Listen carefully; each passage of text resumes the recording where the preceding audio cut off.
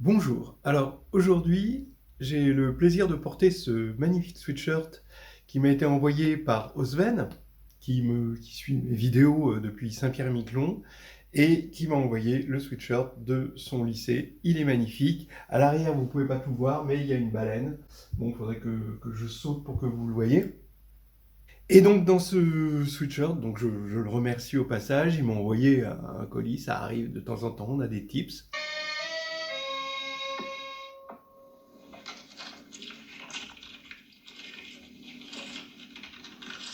Ça fait plaisir.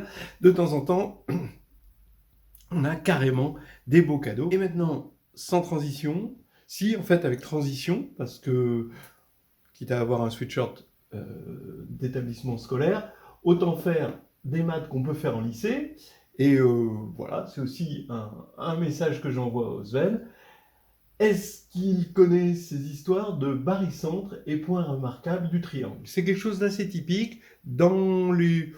Oui, parmi les questions de jury, ça c'est un truc qui traîne un peu euh, sur la leçon barycentre, de savoir quels sont les points remarquables du triangle et comment on peut les voir avec leurs coordonnées barycentriques en fonction des sommets du triangle. Donc en gros, on a un triangle ABC dans le plan, et avec, bon, ça c'est la longueur, petit a, petit b, petit c, comme d'habitude, hein, les notations sont classiques.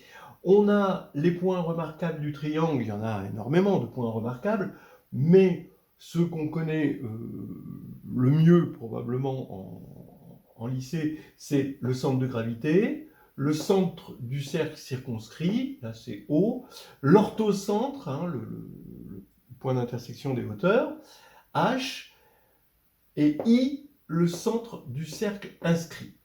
Et on va tous les écrire comme barycentre de A alpha, B bêta, C gamma. Alors dans la suite, on pourra se servir de Al-Kashi, en gros AB sinus C égale AC sinus B égale BC sinus A, d'accord? Ça c'est la demi-surface, donc c'est la relation des sinus, hein. On pourra se servir, bon, je le dis avec des matrices et avec des mineurs, mais on peut le dire bien de façon beaucoup plus élémentaire en lycée, mais si vous avez une matrice comme ceci, alpha, bêta, gamma et x, y, z, et si on suppose que tous les mineurs de 2 ici sont nuls, donc si on suppose que alpha y est égal à bêta x, que alpha z est égal à x gamma, et que bêta z est égal à y gamma, alors cette matrice est de rang 1. C'est-à-dire que, en gros, si x, y, z, c'est pas le vecteur nul, alors on peut écrire alpha, bêta, gamma comme vecteur proportionnel de x, y, z. Voilà. Ça, on s'en servira sans le dire, donc je préfère le dire ça et ça. J'annonce la couleur, c'est l'isobarycentre, ça c'est même pas la peine de le démontrer, c'est la définition.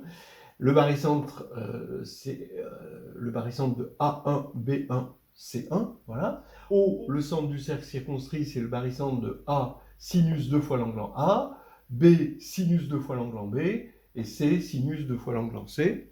Voilà. Et puis la même chose, H, l'orthocentre, c'est le barycentre, et là, c'est les tangentes. Et I, c'est avec les longueurs, petit a, petit b, petit c. Vous voyez, c'est très très symétrique, c'est un petit peu normal, c'est pour ça qu'ils sont remarquables. D'ailleurs, après, on peut lancer l'idée à chaque fois que j'ai une relation symétrique, est-ce que je peux tracer ici le barycentre? Par exemple, y a des idées. Si je mettais sinus A, sinus B, sinus C, si je mets cosinus A, cosinus B, cosinus C, ben ça va correspondre à des points du triangle. Est-ce qu'on sait les tracer? Ça, c'est des problèmes beaucoup plus difficiles. Donc, sans attendre, j'attaque O, le centre du cercle circonscrit. Je sais que, étant donné que O est dans le plan, ben, il a des coordonnées barycentriques que je vais chercher. Maintenant, O, ces coordonnées, je les appelle alpha, bêta, gamma. Pour l'instant, bon, elles sont uniques à proportionnalité près, hein, par l'homogénéité du barycentre. Donc j'ai alpha OA plus bêta OB plus gamma OC égale le vecteur nul. Et là maintenant, j'applique le produit vectoriel par OC. Donc ça c'est quoi? C'est un vecteur qui est perpendiculaire au plan, comme ça, qui est dans la troisième dimension, donc unitaire, multiplié par OA, module de OA, module de OC, fois sinus de l'angle OA-OC. Voilà. Alors, ça nous fait quoi? On va avoir ici ce vecteur unitaire qui va se retrouver là et là, donc on peut le faire disparaître, et on va avoir alpha R2, d'accord? Donc ça, c'est R, c'est le rayon du cercle circonscrit. Donc OA fois OC en module, ça fait R, en ordre, ça fait R, donc ça fait R2. Sinus OA OC, c'est ce que je disais. Bêta OB fois OC, ça fait R, fois sinus OB OC, et ça, c'est égal à 0. Bien. Alors maintenant, je regarde sinus OA OC, donc OA OC, par rapport au cercle circonscrit ici,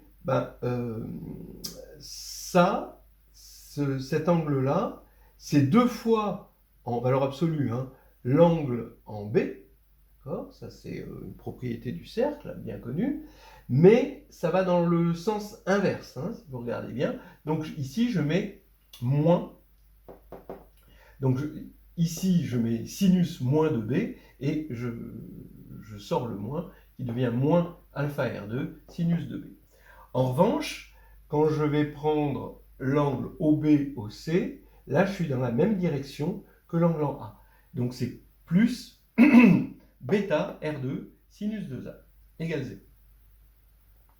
Donc vous voyez que maintenant, quand je vais faire alpha bêta sinus 2A sinus 2B, le déterminant ici est nul par cette relation. Bon, une fois, on simplifie par R2 évidemment.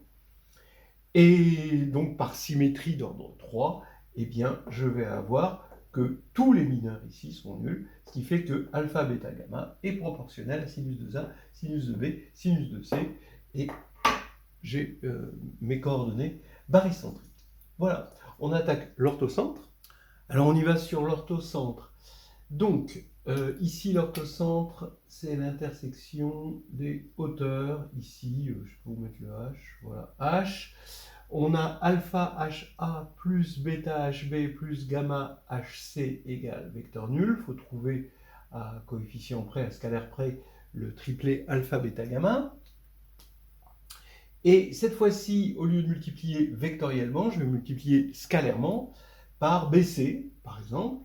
Donc ça va me donner quoi? Ça va me donner HABC, mais HA BC, ça fait 0, parce qu'ils sont orthogonaux. Voilà. Et donc il va me rester bêta HB BC plus gamma HC BC égale 0.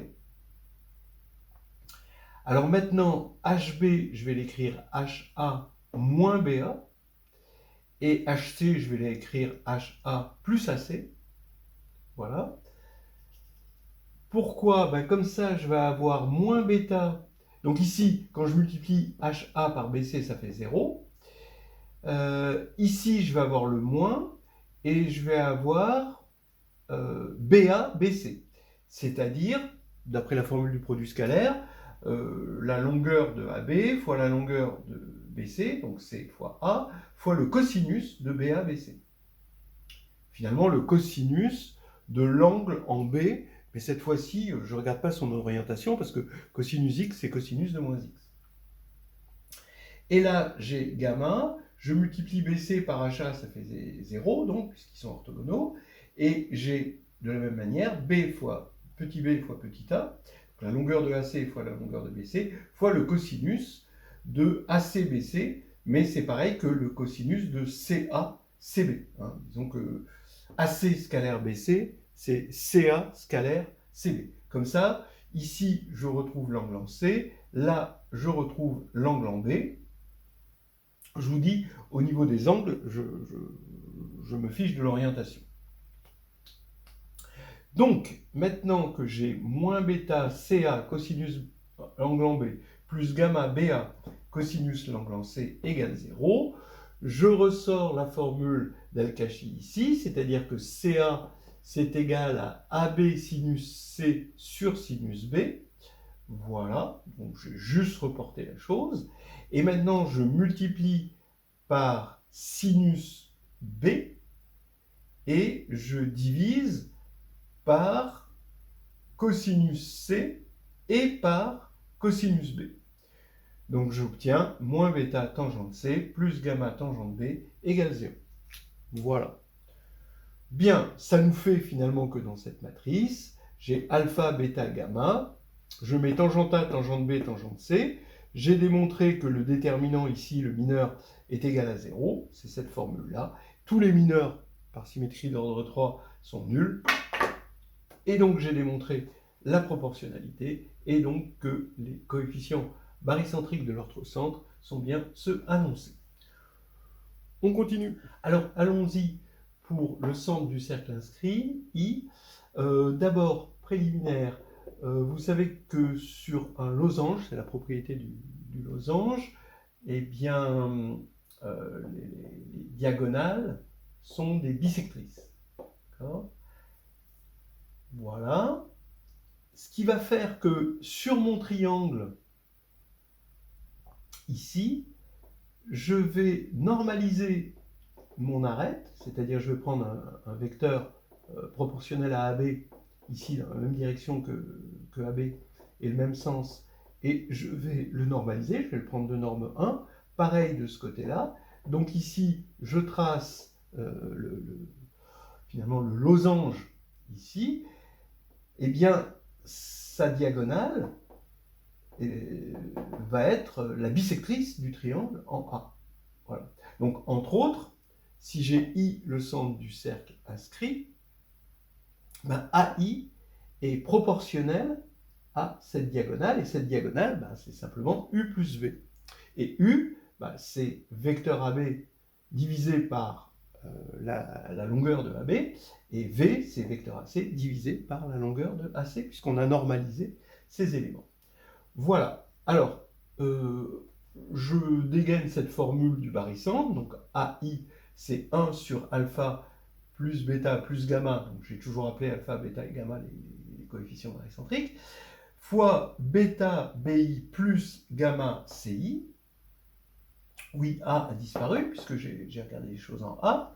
Et maintenant, je vais comparer cette formule à la formule qui dit que AI est proportionnel à la somme de ces deux vecteurs. Donc c'est K fois vecteur AB sur AB plus vecteur AC sur AC. Donc ça c'est U et ça c'est V. Donc je mets au même dénominateur. Donc ici K' c'est K sur AB fois AC. Et je vais avoir ici AC fois vecteur AB plus longueur AB fois vecteur AC. Donc, en comparant ces deux formules, pourquoi j'ai mis un prime là? Il n'y a pas du tout de prime. En comparant ces deux formules, je vois que, étant donné que BI, CI, c'est des vecteurs libres, hein, évidemment, je vois que bêta gamma, en vecteur, est proportionnel à AC, AB. Ce qui veut dire que le mineur ici est nul. Donc AC, c'est petit b, AB, c'est petit c, donc j'ai bêta c moins gamma b égale 0. Et de la même manière, tous les mineurs de cette matrice sont nuls. Voilà, c'est terminé. Alors, dernier remerciement à Osven pour son petit colis. C'était vraiment sympa, ça m'a bien fait plaisir. Et bon, je conseille à tout le monde de regarder son groupe. C'est Don. Vous pouvez, sur YouTube, écouter le morceau Automne, que j'ai vraiment aimé. Puis après, si ça vous plaît, vous pouvez regarder des tas d'autres morceaux d'eux. Et vous verrez Osven performer à la batterie. Merde, empreinte.